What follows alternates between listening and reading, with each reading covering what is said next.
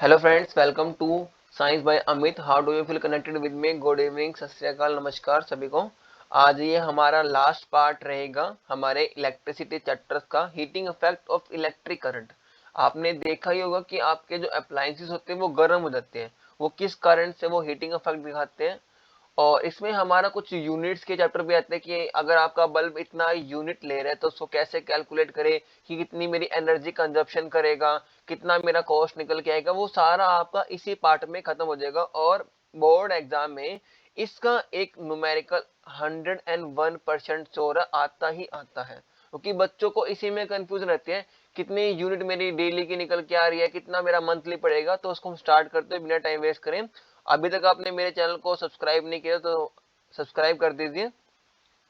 तो क्या लिखा गया देखो, कंसीडर एक करंट। हमारा क्या है, मैंने माना कि कंसीडर एक करंट है, आज इसको हम आई से लिखते हैं, ठीक है। अभी तक आपको यूनिट याद हो चुकी होगी, करंट को किससे लिखते हैं, वोल्ट मीटर को किससे लिखते हैं, पोटेंशियल डिफरेंस को किससे लिखते हैं, रेजिस्टेंस की यूनिट क्या होती है। तो ये आपको टिप्स भी आपके होनी चाहिए अगर आप चैप्टर करने से पहले। आपको क्या बोलना गया है, एक current flowing through a register of resistance R. जब कोई भी करंट मेरा क्या करता है, फ्लो करता है रजिस्टर्स ऑफ रेजिस्टेंस में से, लेट द पोटेंशियल डिफरेंस, मैंने मान लिया कि कुछ ना कुछ पोटेंशियल डिफरेंस होगा अक्रॉस इट, तो उसको मैंने किससे लिख लिया, मैंने उसको v से लिख लिया। Let t be the time during which a charge Q flow across. अब एक सर्किट डायग्राम है, जब उसमें से क्या करेगा, किसी भी सर्किट डायग्राम है, क्लोज्ड है, उसमें से जब मेरे चार्ज फ्लो करेंगे तो कुछ ना कुछ तो टाइम लेगा एक चार्ज कंप्लीट कर ले में सर्कुलेशन को। तो टाइम को t से लिखा और चार्ज को q से लिखा है, ठीक है।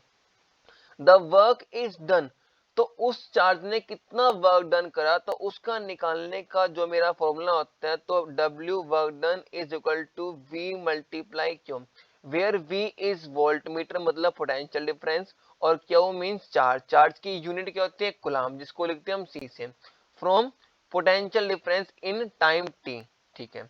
तो potential difference is equal to V Q divide by T.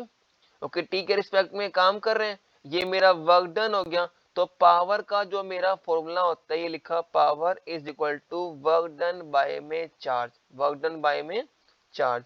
तो वर्क डन मेरा यहाँ पे कितना है, मेरा यहाँ पे वी क्या होता, आई इज इक्वल टू कितना बनता है मेरा क्यू टी।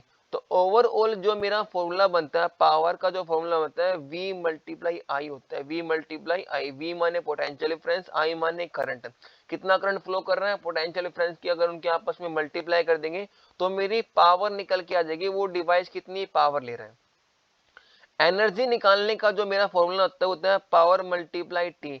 पावर पी मतलब पावर है, टी मतलब क्या है, टाइम है। और पावर को हमेशा वाट में करते हैं। आप कभी भी अप्लायंसेस क्या होते हैं ना, कितने 1200 वाट का है, 1000 वाट का है, 9 वाट की एलईडी बल्ब दे दीजिए हमें, 4 वाट का। तो वाट मतलब क्या होता है, पावर, मतलब उसमें कितनी पावर वो कंज्यूम करेगा। और ई माने क्या है, एनर्जी। हीटिंग इफेक्ट जो हमारा टॉपिक था, कोई भी अप्लायंसेस गर्म किस कारण से होते हैं, तो उसका निकालने का फॉर्मूला क्या होता है, I square R T. I current है, आर रेजिस्टेंस है और टी टाइम है। इन जब इन तीनों को मल्टीप्लाई कर देंगे तो मेरा हीटिंग इफेक्ट निकल के आ जाएगा उस अप्लायंसेस का। या फिर इसका एक हमारे अनदर मेथड भी है निकालने का formula, V H is equal to V I T. V मतलब क्या है, पोटेंशियल डिफरेंस, आई मतलब क्या है, करंट, और टी मतलब क्या है, टाइम। इसके बाद एक आता है इलेक्ट्रिक पावर।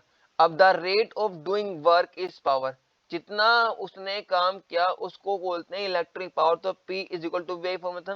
और 1 किलोवाट आवर जो हमारा एक यूनिट होती है ना, जो आपके जो मीटर्स होते हैं, आपके इलेक्ट्रिकल मीटर्स होते हैं, उसमें यूनिट को हम 1 किलोवाट आवर कहते हैं। तो 1 किलोवाट में कितना होता है, 3.6 से 10 की पावर 6 जूल। ये इतनी एक ही होते हैं, उसमें जूल होती है कितने, एक यूनिट में। एक यूनिट बोल रहे या 1 किलोवाट आवर बोल रहे। तो अगर आपको ये टॉपिक अच्छा लगा तो अब जो मेरा नेक्स्ट पार्ट रहेगा वो मेरा क्या रहेगा, वन शॉट मैराथन रहेगा इस चैप्टर का, जिसमें से हम कुछ इंपॉर्टेंट क्वेश्चन पढ़ेंगे, 4-5 मेरे रेजिस्टेंस इन सीरीज के, पैरेलल्स के, ओम्स लॉ के, हीटिंग इफेक्ट के, इलेक्ट्रिक पावर के, इन सब के न्यूमेरिकल करेंगे। तो वो मेरी नेक्स्ट वीडियो रहेगी, कंप्लीट वन शॉट में मेरा ये रहेगा, कम से कम मैक्सिमम 1 आवर से प्लस की मेरी वीडियो जाएगी। और अभी तक आपने पूरे पार्ट्स नहीं देखे तो पूरे पार्ट आप स्टार्टिंग से देखिए, तभी आप चैप्टर समझ पाएंगे। और उसके बाद वन शॉट जो रिवीजन है आपकी क्वेश्चन आंसर की, आपको इजी समझ में आएगा। तो मिलते हैं आपको वन शॉट वीडियो में। Thank you, bye. अमित भाई साइंस।